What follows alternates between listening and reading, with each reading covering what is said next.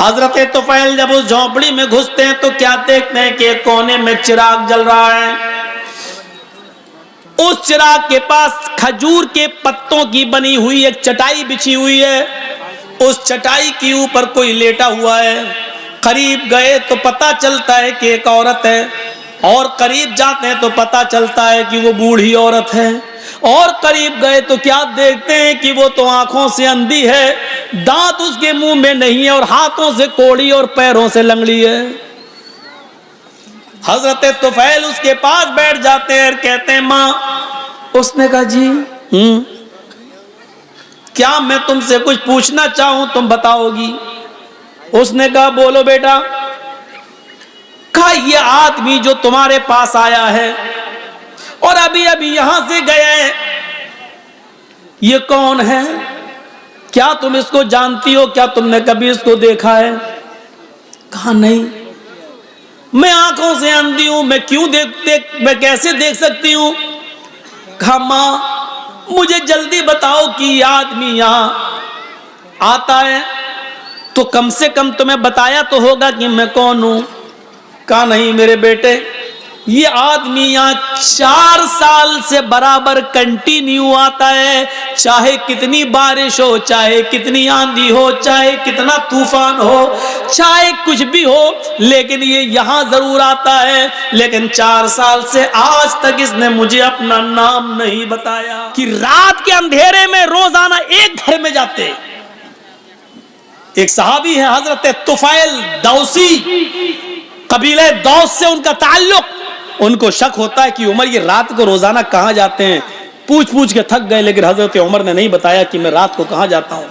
ایک دن طفیل دوسی کو تجسس سوجھ گیا, دیکھیں کہاں جاتا ہے عمر.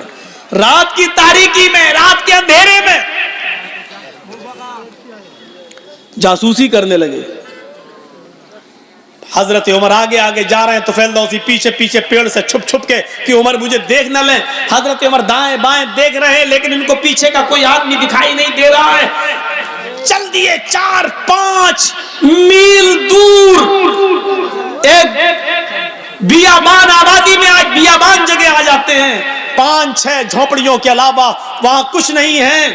ایک جھونپڑی میں چراغ جل رہا تھا. حضرت عمر فاروق نے دائیں بائیں دیکھا کہ مجھے کوئی نہیں دیکھ رہا. اس جھونپڑی کے اندر گھس جاتے ہیں. طفیل دوسی کو شک ہو گیا کہ عمر اتنی رات میں اس جھونپڑی میں کیا کرنے گیا. انسان کی فطرت ہے, رات کے اندھیرے میں آپ بھی اگر دائیں بائیں دیکھیں اور کوئی نہ آپ کو دیکھ رہا, چپکے سے آپ کسی گھر میں گھس جائیں, وہ بھی رات کے اندھیرے میں, تو میرے دل میں تو طرح طرح کے خیالات اٹھیں گے ہی کہ آپ کیوں گئے, اتنی رات میں کیوں جا رہے ہیں.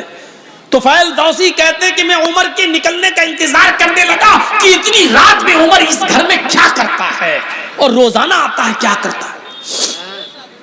کافی دیر کے بعد اس جھونپڑی سے جب حضرت عمر نکلے اور سیدھے چلے گئے, طفیل دوسی نے کہا جا رہے ہیں جانے دو, میں جھونپڑی میں جا کے دیکھوں کہ اس میں کیا ہے. حضرت تو کیا دیکھتے ہیں کہ وہ تو آنکھوں سے اندھی ہے, دانت اس کے منہ میں نہیں ہے, اور ہاتھوں سے کوڑی اور پیروں سے لنگڑی ہے. حضرت طفیل اس کے پاس بیٹھ جاتے ہیں اور کہتے ہیں ماں. اس نے کہا جی کیا میں تم سے کچھ پوچھنا چاہوں تم بتاؤ گی؟ اس نے کہا بولو بیٹا. کہا یہ آدمی جو تمہارے پاس آیا ہے اور ابھی ابھی یہاں سے گیا ہے, یہ کون ہے؟ کیا تم اس کو جانتی ہو؟ کیا تم نے کبھی اس کو دیکھا ہے؟ کہا نہیں, میں آنکھوں سے اندھی ہوں, میں کیسے دیکھ سکتی ہوں؟ کہا ماں مجھے جلدی بتاؤ کہ یہ آدمی یہاں آتا ہے تو کم سے کم تمہیں بتایا تو ہوگا کہ میں کون ہوں. کہا نہیں میرے بیٹے, یہ آدمی یہاں 4 سال سے برابر کنٹینیو آتا ہے, چاہے کتنی بارش ہو, چاہے کتنی آندھی ہو, چاہے کتنا طوفان ہو, چاہے کچھ بھی ہو, لیکن یہ یہاں ضرور آتا ہے. لیکن 4 سال سے آج تک اس نے مجھے اپنا نام نہیں بتایا. یہاں تو 100 روپے مدرسے میں چندہ دیتے ہیں تو نام کے ساتھ دیتے ہیں کہ فلاں صاحب نے دیا ہے. اعلان کرو مولانا صاحب. 1000 रुपए चंदा देते हैं तो उसमें भी हमें शोहरत चाहिए, फला ने दिया। और यहाँ बैठे रहते हैं कंपटीशन में, मेरा दुश्मन कितना दे रहा है, अगर उसने 1 दिया तो उसको दिखाने के लिए हम 1200 देंगे, हम 1500 देंगे। ये कंपटीशन है हमारे यहाँ, सब नेकी बेकार। ये सिस्टम ही पहली बात तो हमें गलत लगता है कि लाइए मौलाना साहब ये 100 रुपए लीजिए, मेरे अब्बू के लिए दुआ कर दी, अल्लाह उनको जन्नत दे। अरे आप मदरसे को चंदा दीजिए, आप दिल में नियत कर लीजिए कि मैं अपने बाप की तरफ से दे रहा हूं, आपको सवाब मिलेगा। मौलाना साहब से नाम ले लेकर क्यों दुआ करवा रहे हो? जर्जी साहब को अपने बाप को सवाब पहुंचाना है, जर्जी साहब 1000 रुपया देंगे, दिल में नियत है मैं अपने बाप की तरफ से दे रहा हूं, बाप को सवाब मिलेगा। 20 साल हो गई तकरीरें करते करते, यही बताते बताते, लेकिन नहीं बदली जा रही ये बात, नहीं वही धुर्रा चला आ रहा है, उसी पे हम चल रहे हैं। 4 साल हो गई, आज तक इसने मुझे अपना नाम नहीं बताया कि कौन है। अच्छा, बस ये कह देता है मैं तुम्हारा बेटा हूं, मैं तुम्हारा बेटा हूं। मैंने भी पूछना छोड़ दिया, बेटा जब नाम ही नहीं बताता तो क्या करूं? तो करता क्या है यहां, करता क्या है ये पूछ रहे हो? हाँ बेटे, इस आदमी के बहुत एहसान है मेरे ऊपर। कहा मां बताओ ना क्या करता है? कहा मैं हाथों से कोड़ी हूं, पैरों से लंगड़ी हूं, आंखों से अंधी हूं, मुंह में मेरे दांत नहीं है, मैं चल फिर नहीं पाती हूं, इसी चटाई से एक पलटी खाती हूं, करवट बदल कर मैं नीचे आ जाती हूं, और इसी जगह पर मैं लेटे लेटे लेटरीन कर लेती हूं, यही लेटे लेटे मैं लेटरीन कर लेती हूं, और फिर पलट कर मैं इसी जगह चटाई पर आ जाती हूं। ये जो आदमी, जो लड़का है, ये जो आता है यहां, ये सबसे पहले चिराग जलाने के बाद सबसे पहले मेरी लेटरीन साफ करता है, मेरे घर को धोता है, जहां जहां मेरा पेशाब और पायखाना पड़ा होता है सबसे पहले ये उसको साफ करता है। अमीरुल मोमिनीन, 22 लाख मुरब्बा मील पर हुकूमत करने वाली शख्सियत, मोदी जी सिर्फ हिंदुस्तान के हैं, हजरत उमर ने इतनी बड़ी हुकूमत, इतने बड़े रकबे पर हुकूमत की थी। उस वक्त इराक, ईरान, मिस्र, शाम, फिलिस्तीन, आज़रबाईजान, उर्दुन, चाइना, मराकश, सीरिया, ये सारे मुल्क उसमें शामिल थे, और इन तमाम मुल्कों का अकेला एक हाकिम था जिसका नाम था उमर। इतनी बड़ी खिलाफत का मालिक, और सूरत हाल एक नाबीना, पैरों से लगड़ी, हाथों से कोड़ी, दांतों से बिल्कुल खाली और आंखों से अंधी एक बूढ़ी औरत के घर से उसकी लेटरीन और पेशाब और पायखाना साफ करता है। उसके बाद मेरे कपड़े चेंज करता है, मुंह हाथ धुलने की जरूरत होती है, मुझे मुंह हाथ धुला देता है, नहलाने की जरूरत होती है तो मुझे गुस्ल देता है, कपड़े चेंज कराता है, फिर मेरे जिस्म से उतरे हुए पुराने या गलते कपड़े यही कुएं के पास बैठकर उसको वो धोता है और सूखने के लिए डाल देता है। उसके बाद इसी जगह पर चूल्हा जलाता है, खाना बनाता है, लकड़ियों को फूंक फूंक कर उसका धुआं उसकी आंखों में जाता है, लेकिन ये सब करता है। मैं दांत नहीं है, अपने मुंह में वो चबाता है, उसको नरम करके फिर वो मेरे मुंह में डालता है, और जब तक मेरा पेट नहीं भर जाता वो यहां से जाने का नाम नहीं लेता। हजरत तुफैल दौसी चीख पड़े, अमीरुल मोमिनीन मैं तुम्हें क्या समझ रहा था और तुम क्या निकले? अमीरुल मोमिनीन मैं तुमसे नेकियों में कभी आगे नहीं निकल पाऊंगा। मां जानती हो वो कौन है? वो अमीरुल मोमिनीन है, वो उमर फारूक है। सिटी गुम, پھر طفیل دوسی تیز اسپیڈ میں گھر سے نکلتے ہیں اور عمر فاروق کے گھر کی طرف جاتے ہیں. عمر فاروق کے گھر کے باہر جو ایک دروازہ تھا جہاں وہ لوگوں کی فریاد سنتے تھے، اسی دروازے کے باہر جو روم تھا، اسی روم میں حضرت عمر فاروق بیٹھے ہیں اور تہجد کی نماز پڑھنے کے بعد اپنے دونوں ہاتھ اٹھا کر یہ دعا مانگ رہے ہیں، ربنا اصرف عنا عذاب جہنم، ربنا اصرف عنا عذاب جہنم ان عذابها كان غراما، ربنا اصرف عنا عذاب جہنم ان عذابها كان غراما. اے اللہ ہم سے جہنم کا عذاب ہٹا لے، ہمیں جہنم کے عذاب سے دور کر دے. تیرا عذاب ہم بھگت نہیں پائیں گے، تیرا عذاب ہم سہ نہیں پائیں گے، تیرا عذاب ہم برداشت نہیں کر پائیں گے. پھر دعا مانگتے ہیں ربنا اصرف عنا عذاب جہنم ان عذابها كان غراما. پیچھے سے طفیل دوسی ٹوکتے ہیں اور کہتے ہیں رات میں بوڑھی عورت کا پیشاب و پائخانہ صاف کرنے والا، رات میں بوڑھی عورت کے کپڑے دھلنے والا، رات میں بوڑھی عورت کے لیے کھانا بنا کر کھلانے والا، رات کے اندر بوڑھی عورت کی خدمت کرنے والا. امیر المومنین اے عمر، اگر تم جہنم میں چلے گئے تو پھر جنت میں کون جائے گا؟ رات کی تاریکی میں 4 سال سے یہ خدمت کرنے والا شخص اگر جہنم میں چلا گیا تو پھر جنت میں کون جائے گا؟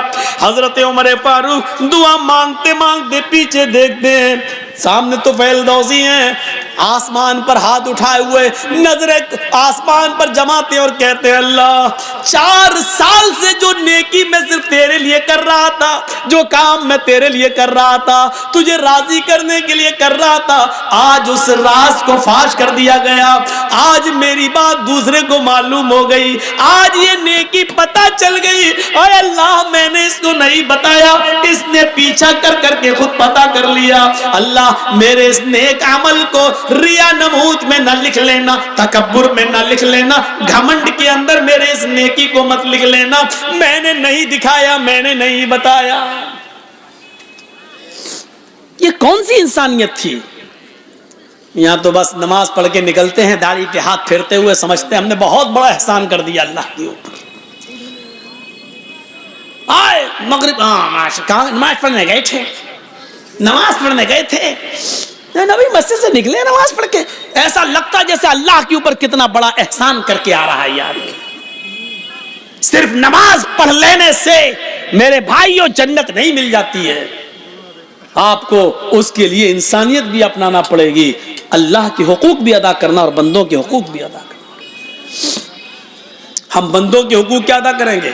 کیا ہمارے میاں بیوی کے حقوق، بچوں کے حقوق ہم ادا کرتے ہیں؟ ہم اپنے گھر میں ان کے حقوق ادا نہیں کرتے. ایک شخص حضرت عمر فاروق کے پاس آیا، اپنی بیوی کی شکایت کرنا تھی اس کو. تو حضرت عمر فاروق کے باہر والے کمرے میں وہ بیٹھ گیا، دیکھا کہ اندر سے آواز آ رہی ہے. اس نے کان لگایا تو کیا دیکھ رہا ہے، کیا سن رہا ہے؟ عمر فاروق کی بیوی عمر کو ڈانٹ رہی ہیں. ہاں تم تو چلے جاتے ہو، صبح سے شام تک آتے نہیں ہو، پکنے کا پتہ نہیں ہے، کھانے کی فکر نہیں ہے، بچوں کی فکر نہیں ہے، تمہیں کیا خلیفہ بنے بیٹھے ہو. بہت کچھ سنا ڈالی. حضرت عمر فاروق نیچے گردن ڈال کے سن رہے ہیں. تصور کرو عمر سن رہے ہیں، عمر سننے والے آدمی ہیں لیکن بیوی کی سن رہے ہیں. اب نکلتے ہیں باہر تو کیا دیکھتے ہیں کہ ایک آدمی ان کے گھر سے باہر جا رہا ہے دروازے سے، یہ ضرورت کے لیے آیا تھا. حضرت عمر نے اس کو آواز دی، ادھر آؤ، ادھر ادھر. وہ آیا، جی جی جی تم ہمارے پاس آئے تھے؟ جی. پھر جا کیوں رہے ہو؟ کچھ ضرورت تھی؟ کہ ہاں ضرورت تو تھی، آیا تو کام سے تھا لیکن وہ کام آپ کے بس کا نہیں ہے، میں جا رہا ہوں. کہا کیا مطلب؟ کہا نہیں وہ آپ دوری نہیں کر پائیں گے اس لیے میں جا رہا ہوں. ارے کام بتایا ہے نہیں تو نے اور کہہ رہا کہ دور نہیں کر پائیں گے. ارے کام تو بتا پہلے کیا ہے. کہنے لگا امیر المومنین میں اپنی بیوی کی شکایت لے کر آیا تھا کہ میری بیوی ہمیں ڈانٹتی رہتی ہے، پھٹکارتی رہتی ہے، ہماری سنتی نہیں ہے. آیا تھا شکایت لے کر، لیکن یہاں آنے کے بعد دیکھا کہ آپ تو خود اس بیماری میں مبتلا ہیں. آپ کی بیوی خود آپ کو ڈانٹ رہی ہے تو آپ میری کیا دور کریں گے؟ آپ اپنی نہیں کر پا رہے ہیں۔ حضرت عمر نے کہا بیٹھو، بیٹھ گئے۔ کہا یہ بتاؤ، شادی کے بعد جو بچہ پیدا ہوتا ہے وہ بچہ کس کا ہے؟ کہا باپ کا۔ کہا بچے کو دودھ پلانے کی ذمہ داری کس کی ہے؟ کہا باپ کی۔ کہ اگر عورت دودھ پلانے کا پیسہ مانگ لے شوہر سے کہ میں آپ کے بچے کو دودھ پلاؤں گی لیکن آپ سے اتنا پیسہ لگے گا، تو آپ کو دینا پڑے گا۔ کہاں بچہ کس کا ہوتا ہے؟ کہ باپ کا۔ پیشاب و پائخانہ اس بچے کا دھونا کس کی ذمہ داری ہے؟ کہ باپ کی۔ کہا کہ ہماری بیوی ہمارے بچے کو دھلاتی ہے، نہلاتی ہے، دودھ پلاتی ہے، اتنا اللہ تعالیٰ نے اس کے دل میں رحم ڈال دیا ہے، اور کھانا پکانا بھی عورت کی ذمہ داری نہیں ہے، لیکن وہ ہمارے لیے کھانا بھی بنا دیتی ہے۔ کہنے لگا کھانا بنانا عورت کی ذمہ داری نہیں ہے؟ کہا نہیں، نان نفقہ مرد کے ذمہ ہے۔ آپ کا نکاح ہوا ہوگا تو قاضی صاحب نے نکاح پڑھایا ہوگا تو اس میں کہا ہوگا فلاں فلاں لڑکی کے ساتھ فلاں فلاں کی بیٹی کے ساتھ اتنے اتنے روپے مہر یا یہ مہر کے عوض علاوہ نان نفقہ آپ کا نکاح کیا جا رہا ہے کہ آپ نے قبول کیا۔ مان لیجئے کسی لڑکی کا نام زینب ہے اور اس کے باپ کا نام ادریس ہے، تو آپ نکاح جب پڑھائیں گے تینوں آیتیں پڑھنے کے بعد یہ کہا جائے گا کہ اے یوسف صاحب، اے اسلم صاحب، اے جمیل صاحب، زینب بنت ادریس کی بیٹی زینب کے ساتھ آپ کا نکاح 5,000 روپے مہر کے عوض یا 2 تولے سونے کے عوض آپ کا نکاح کیا جا رہا ہے، علاوہ نان یا 5,000 روپے مہر کے عوض سکہ رائج الوقت علاوہ نان نفقہ آپ کے نکاح میں دیا جا رہا ہے، کیا آپ نے قبول کیا؟ اس کے جواب میں آپ کہیں گے ہاں میں نے قبول کیا۔ تو علاوہ نان نفقہ یعنی اتنے روپے مہر تو دینا ہی ہے، نان نفقہ بھی آپ کے، نان مانی روٹی، نفقہ مانی خرچہ، یعنی دوا، بیماری، علاج، بچوں کے خرچے، یہ سب عورت کی، مرد کی ذمہ داری ہے کہ وہ عورت کو دے۔ تو وہ پکی ہوئی روٹی بھی مانگ سکتی ہے۔ ایک مرتبہ ایک پنچایت میں ہمیں جانے کا موقع ملا تھا، لیکن وہ اب بیچارہ لڑکا جو تھا وہ کسی عالمہ سے شادی کر لیا تھا، مولون تھی وہ، پڑھی لکھی، اب دونوں میں بگڑ گئی۔ ہم لوگوں نے بہرحال کسی طرح معاملہ نپٹایا اور بنایا ان دونوں کا۔ تو میں نے کہا سنو یہ کام تم کرو گے، اور لڑکی سے کہا دیکھو آج کے بعد شکایت نہ سنیں، روٹی کھانا بنا لینا، تیار کرنا، تمہارا شوہر دکان سے آئے گا، اس کو کھانا کھلانا، یہ تمہاری ذمہ داری۔ کہتی ہے مولانا صاحب آپ کو کس نے مولانا بنایا ہے؟ ہم نے کہا کیوں، کیا ہوا؟ کہا کہ روٹی بنانے کی ذمہ داری ہماری نہیں ہے۔ کون سی حدیث میں لکھا بتاؤ تو؟ لڑکا کہتا دیکھی، ہم نے کہا اور کر لے مولون سے شادی کر، اب جب تو نے کی ہے تو بھگت۔